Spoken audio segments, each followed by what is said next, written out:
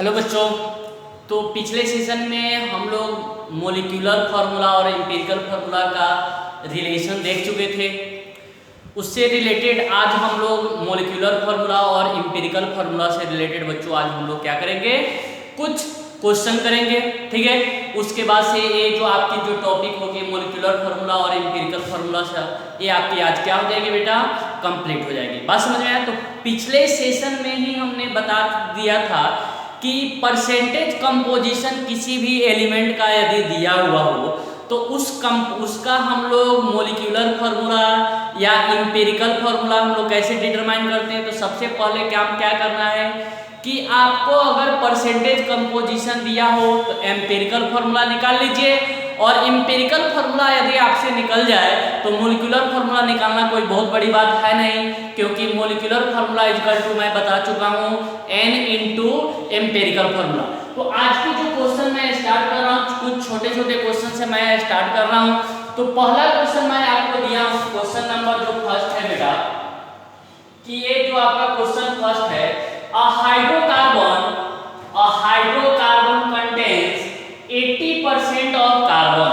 मतलब कोई आपको हाइड्रोकार्बन दिया हुआ है, a hydrocarbon contains 80% of carbon, find molecular formula of hydrocarbon of its vapour density is 15। Question क्या है बेटा कि a hydrocarbon contains, कोई हाइड्रोकार्बन है जिसमें कार्बन का परसेंट कितना है, 80% है, और पूछ रहा है कि find the molecular formula of hydrocarbon of its vapour density is 15। बात समझ में आया?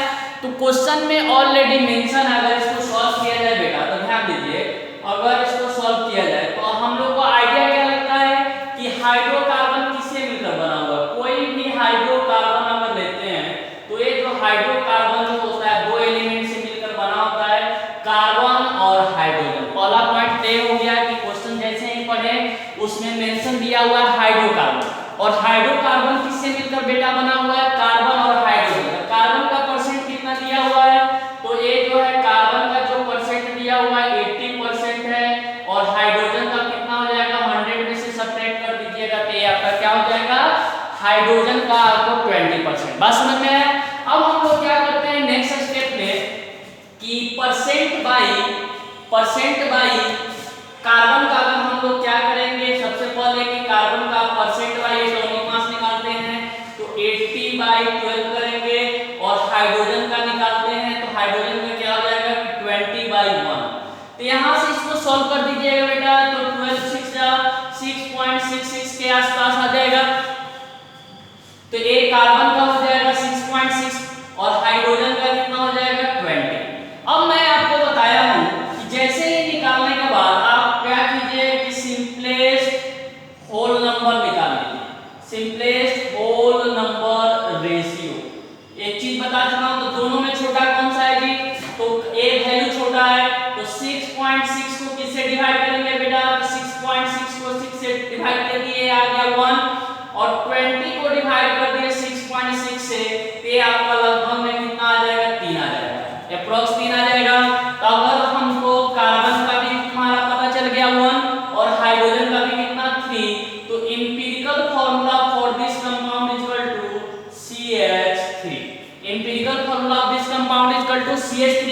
अब देखिए इसका वेपर डेंसिटी दिया हुआ, तो वेपर डेंसिटी कितना है बेटा 15, तो मोलिक्यूलर मास इक्वल टू क्या हो जाएगा बेटा, मोलिक्यूलर मास इक्वल टू ये 2 इनटू वेपर डेंसिटी बता चुका हूं 30, तो आपका n जो बताया हूं कि मोलिक्यूलर मास n निकालने का तरीका मैं बताया हूं कि molecular mass upon empirical formula mass, upon empirical formula mass.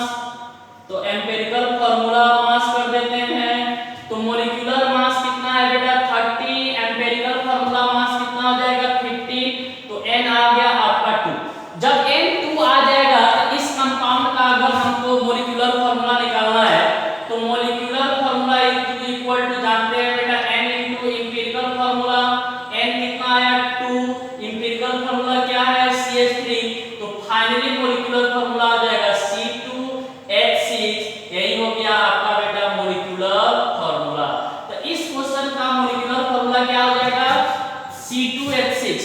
तो C2H6 नहीं दिया हुआ है क्या इसमें, इस सॉरी ये डी जो ऑप्शन है, इस डी ऑप्शन को हम लोग C2H6 लिख रहे हैं।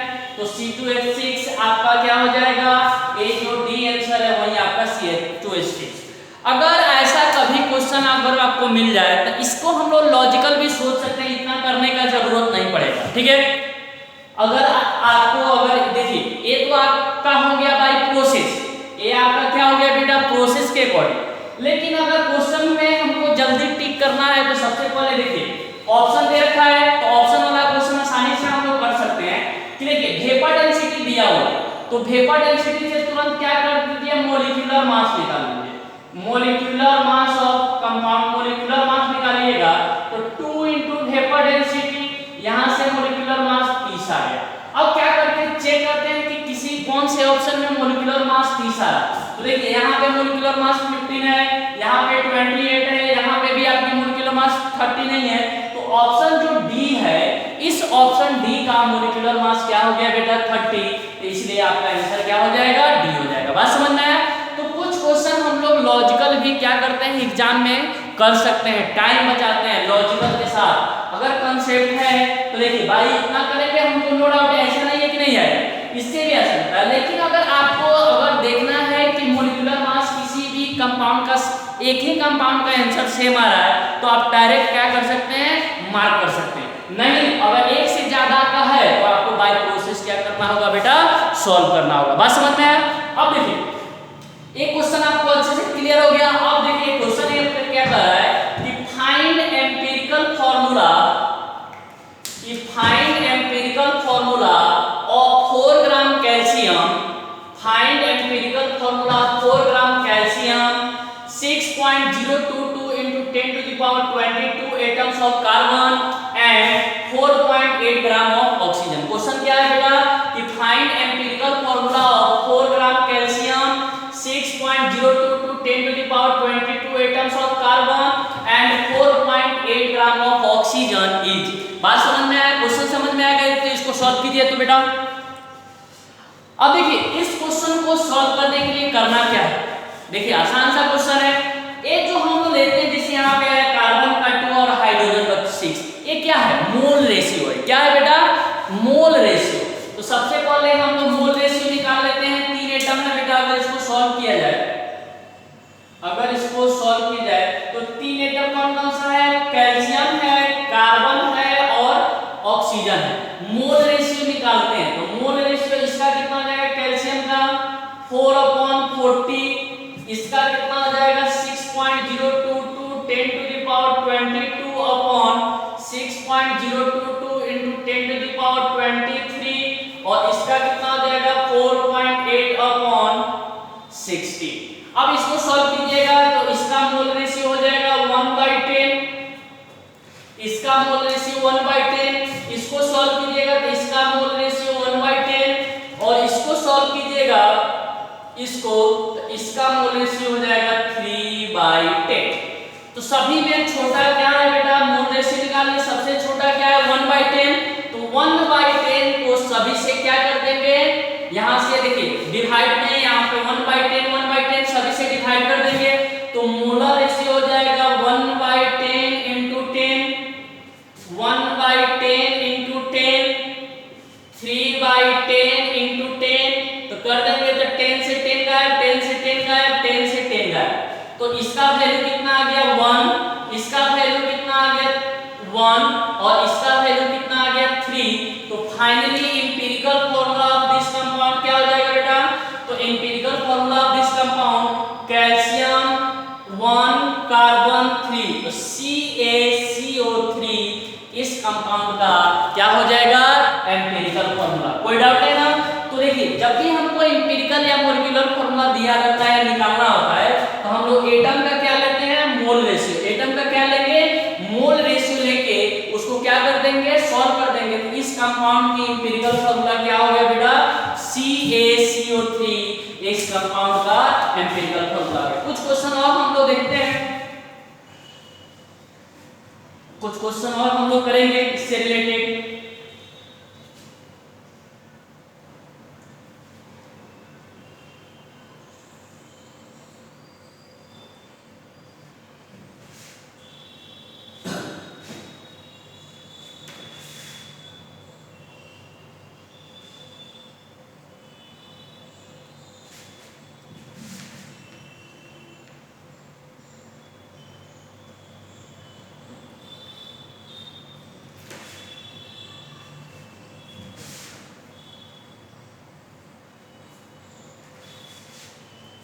बात समझ में आए? तो कुछ क्वेश्चन हम लोग और करते हैं।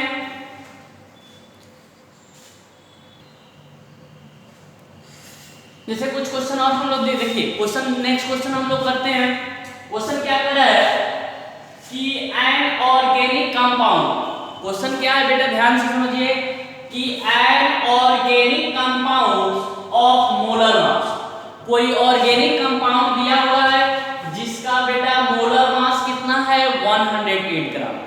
N organic compounds of molar mass 108 gram, carbon hydrogen and nitrogen atoms are present. मतलब ये जो ऑर्गेनिक कंपाउंड फॉर्म कर रहा है ये तीन एलिमेंट से मिलकर बना हुआ है। कौन कौन एटम से बेटा? तो carbon hydrogen nitrogen atoms are present in the 9:1:3.5 by weight. मतलब तीनों एटम का एटॉमिक मास, तीनों एटम का मास का रेशियो दिया हुआ है। तीनों एटम का क्या दिया हुआ है? मास का रेशियो दिया हुआ है 9:1:3.5 बाई वेट।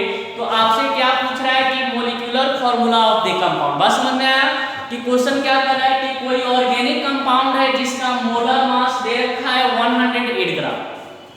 कोई ऑर्गेनिक कंपाउंड है जिसका मोलर मास कितना दिया हुआ है बेटा 108 ग्राम। इसमें कार्बन हाइड्रोजन और नाइट्रोजन एटम है जिसके मास का रेशियो दिया हुआ है 9:1:3.5 बाई वेट। तो आपसे क्या पूछ रहा है? Molecular formula of the compound. तो आइए इस क्वेश्चन को हम लोग सॉल्व करते हैं बेटा। आप लोग भी ट्राई कर सकते हैं इस क्वेश्चन को। तो ध्यान दीजिए, यहाँ पे जो एलिमेंट दिया हुआ है सबसे पहले क्या करते हैं कि कौन कौन सा एलिमेंट दिया हुआ है, अब उसका मोल्स का रेशियो लेते हैं। Ratio of moles, ratio of mole या moles, sorry ratio of moles निकालिए यहाँ पे। और यहाँ पे हम बात करते हैं सिंपलेस्ट होल नंबर रेशियो। तो देखिए तीन एलिमेंट है, कौन कौन सा बेटा? तो carbon hydrogen nitrogen, carbon hydrogen और नाइट्रोजन। तो कार्बन का मास कितना दे रखा है 9, इसका मोल रेशियो क्या आ जाएगा 9/12 हो जाएगा। हाइड्रोजन का निकालेंगे तो 1/1 और नाइट्रोजन का निकालेंगे तो 3.5/40। ओके, अब इसको सॉल्व कीजिए। तो 9/12 हो जाएगा बेटा 9/12 हो जाएगा 3/4। 3/4 का मतलब 0.25, ए आपका 1 और ए आपका सॉरी 3/4 0.25 पर 0.75 ए 1 और ए हो जाएगा 0.25। तो मोलर रेशियो निकल गया। अब इसका सिंपलेस्ट होल नंबर निकालना है क्योंकि ये फ्रैक्शन में तो सबसे छोटा कौन सा है 0.25। तो 0.25 से सभी में डिवाइड कर देते हैं। तो 0.25 equal to 3, 1/0.25 equal to 4, 0.25/0.25 equal to 1। तो इसका ये आपका इंपिरिकल फार्मूला क्या हो जाएगा बेटा? तो empirical formula for this compound is equal to C3H4n। C3H4n molecular formula क्या होता है? तो मॉलिक्यूलर फार्मूला होता है n इनटू इंपिरिकल फार्मूला। अगर हम n निकाल लें तो n क्या होता है? Molar mass. मोलर मास कितना है 108 अपॉन इसका इंपिरिकल फार्मूला मास निकालिए तो 36 4 40 154। तो यहां से डिवाइड कर दीजिएगा तो n कितना हो गया 2। तो molecular formula for this compound 2 into C3H4n, इसको फाइनली लिख सकते हैं C6H8n2। ये आपका इस क्वेश्चन का क्या हो जाएगा? आंसर हो जाएगा। बात समझ में आया कि कोई ऑर्गेनिक कंपाउंड दिया हुआ था जिसमें कार्बन हाइड्रोजन नाइट्रोजन एटम का मास का रेशियो दे रखा था 9:1:3.5 बाई वेट। तो आपसे मॉलिक्यूलर फार्मूला पूछ रहा था, एलिमेंट क्या क्या किए, एलिमेंट जो भी दिया हुआ उसका मोलर रेशियो निकाल लिए। मोलर रेशियो आ गया 0 पॉइंट समथिंग। सबसे छोटा वैल्यू कौन है 0.25। जो छोटा होता है उसी छोटे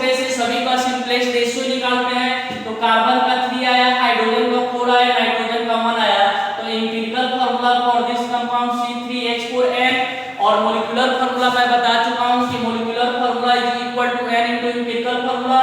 n आपका 2 आ गया, मोलिकुलर फार्मूला आपका हो गया C6H8N2। ये आपका क्या हो जाएगा, molecular formula for this compound. कोई डाउट बेटा? ठीक है, नोट कीजिए। अब एक क्वेश्चन, अगर इसको क्वेश्चन समझ में आ गया होगा तो इस क्वेश्चन को समझ लीजिए और इसको क्या कीजिए, लिखना क्या, स्क्रीनशॉट लीजिए और इसको सॉल्व कीजिए। क्वेश्चन क्या है कि a compound contains equal masses of element, a compound contains equal masses of element x, y and z। मतलब कोई कंपाउंड है जो 3 एलिमेंट से मिलकर बना हुआ है। कौन कौन सा एलिमेंट बेटा? x, y and z। if the atomic weight of x, y and z, तीनों का एटॉमिक वेट दिया हुआ है 10, 20 and 30। तीनों का एटॉमिक वेट दिया हुआ है 10, 20 और 30। तो पूछ रहा है कि minimum molecular weight of compound is. यही है क्वेश्चन कि कोई कंपाउंड आपका फॉर्म कर रहा है। क्वेश्चन समझ गए तो इसको सॉल्व करते हैं कि कोई जो कंपाउंड है वो 3 एलिमेंट से मिलकर बना हुआ है। कौन सा एलिमेंट बेटा? तो पहला एलिमेंट x, दूसरा y, तीसरा z। 3 एलिमेंट से मिलकर बना हुआ, तीनों का मास क्या है, सेम है।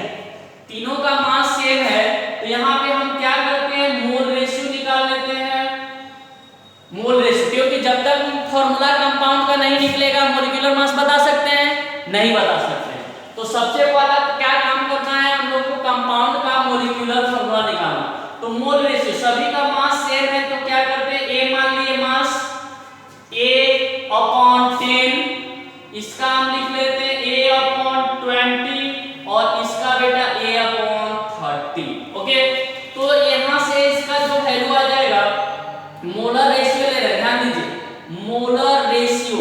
तो ए सभी में कैंसिल हो जाएगा, ये आ जाएगा आपका 1/10, ये आपका 1/20 या 1/30।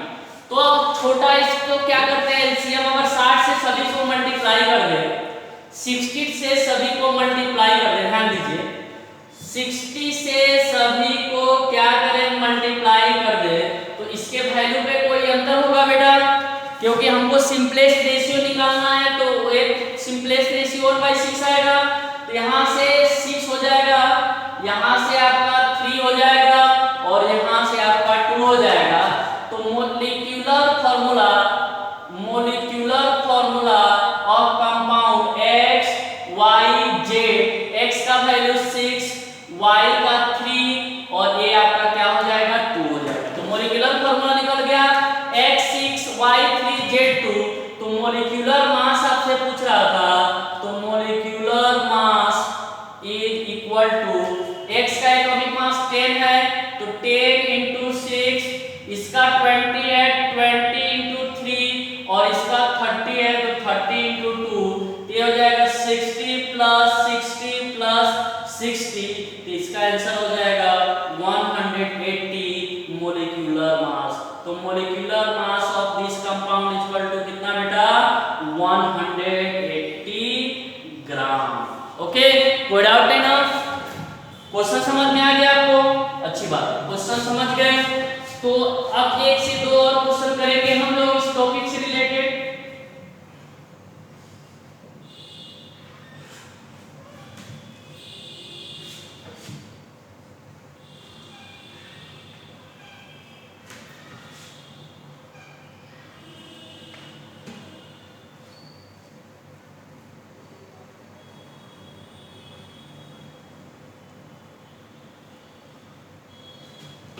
इस टॉपिक से रिलेटेड 1 से 2 क्वेश्चन अब करेंगे हम लोग। तो लिखते हैं क्वेश्चन 1। क्वेश्चन क्या है बेटा, ए compound has the molecular formula, A compound has the molecular formula, a compound has the molecular formula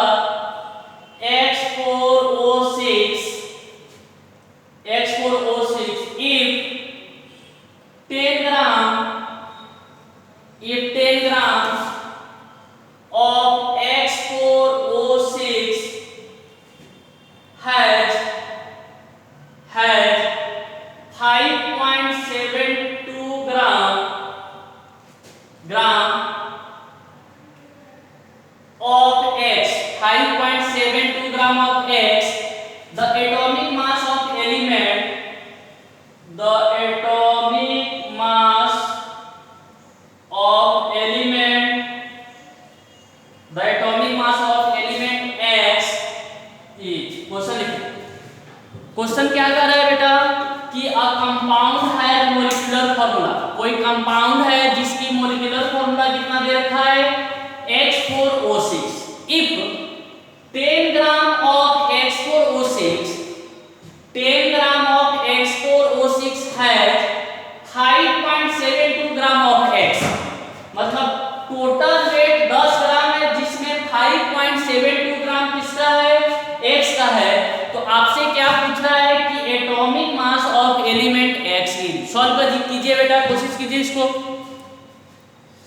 इस क्वेश्चन को सॉल्व करने का कोशिश कीजिए। ध्यान दीजिए, अगर इस क्वेश्चन को सॉल्व किया जाए कैसे अप्रोच करेंगे, तो सबसे पहला क्वेश्चन में दिया क्या गया है उसको लिखेंगे कि weight of X4O6 equal to 10 gram. तो वेट ऑफ X कितना दे रखा है 5.72 ग्राम। तो अगर हम बात करें कि वेट ऑफ ऑक्सीजन कितना हो जाएगा, क्योंकि ये जो कंपाउंड दो ही एटम से मिलकर बना हुआ है, और X से और ऑक्सीजन से, किससे मिलकर बना हुआ है X और ऑक्सीजन से, तो यहाँ पे ऑक्सीजन क्या हो जाएगा 10 माइनस 5.72 इक्वल टू 4.28 ग्राम। ठीक है, अब हम लोग क्या करते हैं, अकॉर्डिंग टू फॉर्मूला X4O6 दिया हुआ है, तो हम इस फॉर्मूले से क्या करते हैं मोल रेशियो निकालते हैं X और O का। तो mole ratio of X upon mole ratio of O, तो 4/6 यानी 2/3 हो जाएगा बेटा, 2/3 हो जाएगा।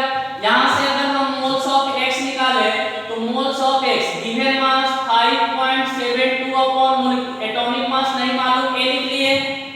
मोल्स ऑफ ऑक्सीजन निकाले तो मोल्स ऑफ ऑक्सीजन क्या हो जाएगा 4.28 अपॉन 60। तो finally moles of oxygen upon moles of X upon moles of oxygen कर देंगे तो A कितना हो जाएगा X का मोल 5.72 अपॉन A ओवरऑल 4.28 अपॉन 16, जो कि किसके इक्वल है 2/3 के। तो हम यहां से लिखेंगे कि 5.72 upon A into 16 upon 4.28 equal to 2/3। तो A इक्वल टू यहां से सॉल्व कर दीजिएगा बेटा 32 आ जाएगा। तो atomic mass of X equal to 32 gram. तो इस क्वेश्चन का एटॉमिक मास यानी X की एटॉमिक मास कितना हो गया बेटा 32 ग्राम। कोई डाउट किसी को? देखिए क्वेश्चन बहुत अच्छा है और आसान भी है, इंटरेस्टेड भी है और आसान भी है। क्वेश्चन में क्या कर रहा था कि कोई कंपाउंड है जिसका मोलिकुलर फार्मूला दे रखा था X4O6, इसमें 10 ग्राम X4O6 है और 10 ग्राम X4O6 में 5.72 ग्राम आपका X दिया हुआ है। 10 ग्राम X4O6 में क्वेश्चन समझिए कि 10 ग्राम X4O6 में इतना ग्राम X दिया हुआ है। तो आपसे क्या पूछ रहा था एटॉमिक मास ऑफ X। देखिए टोटल मास X4O6 का 10 ग्राम है। ये जो X4O6 है ये दो एलिमेंट से मिलकर बना हुआ है X और O से। तो वेट ऑफ X कितना आ गया 5.72, तो वेट ऑफ ऑक्सीजन निकल गया 4.28। अकॉर्डिंग टू फार्मूला, जो फार्मूला दिया हुआ है वहां से मोल रेशियो निकालें। तो mole of X upon moles of oxygen 4/6 equal to 2/3। अब देखिए मास दिया हुआ है तो mole of X given mass by molar mass, given mass by molar mass. अब इक्वेट कर दिए, इक्वेट करने के बाद इसको सॉल्व कर दिए तो A का वैल्यू कितना आ गया बेटा 32 ग्राम। तो एटॉमिक मास ऑफ X कितना 32 ग्राम। समझ में आया? एक क्वेश्चन और हम लोग कर लेते हैं इससे रिलेटेड।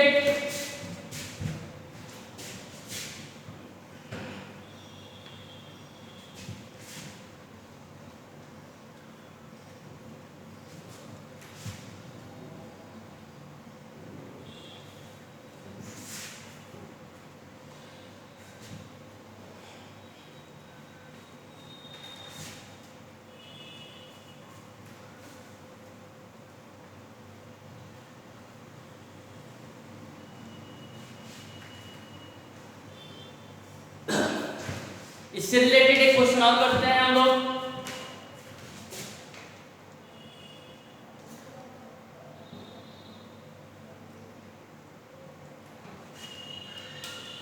देखिए क्वेश्चन क्या कर रहा है,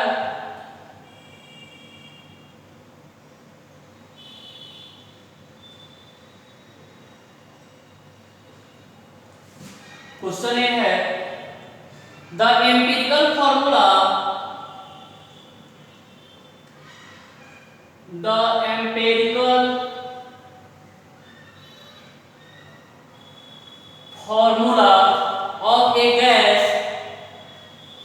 of a gas is CH2O if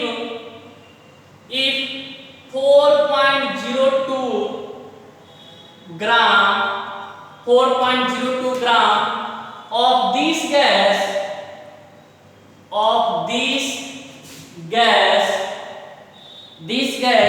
occupies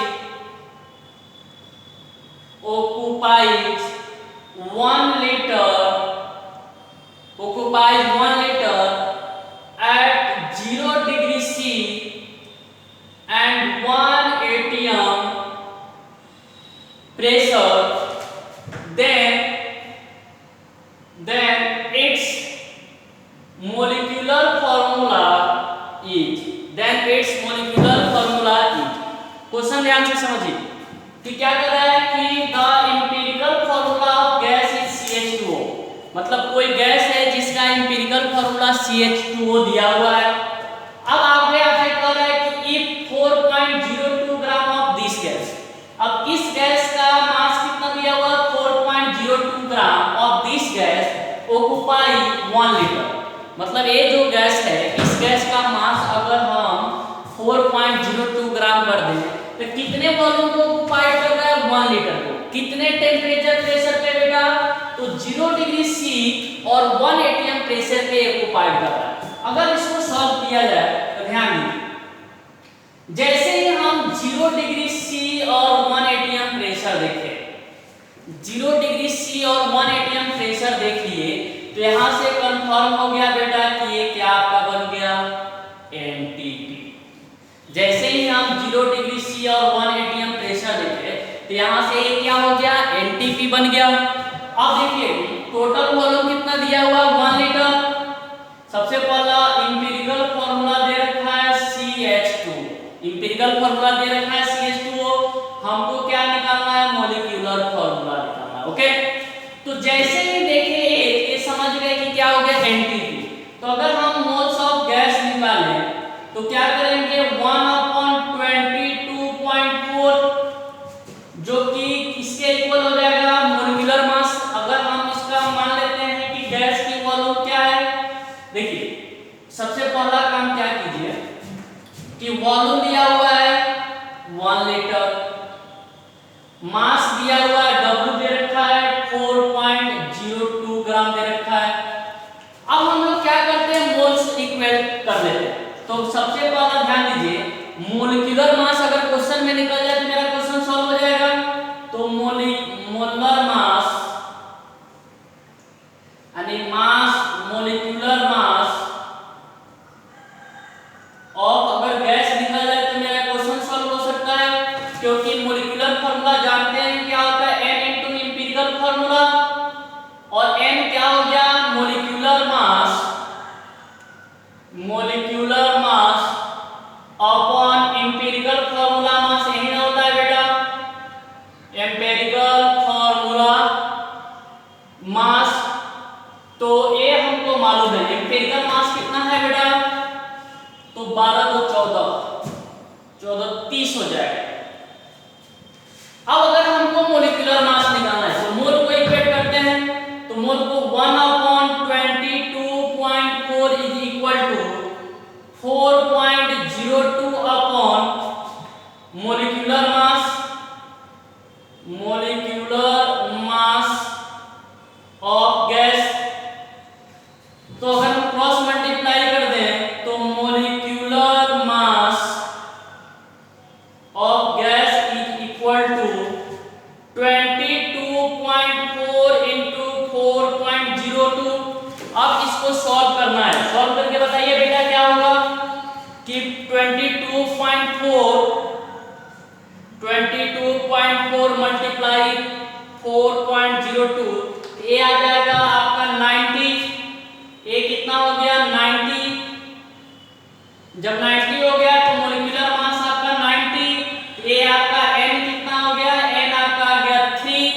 formula पूछ रहा था तो मोलिकुलर फॉर्मूला आपका हो जाएगा बेटा 3 × CH2O, तो फाइनली हो जाएगा C3H6O3।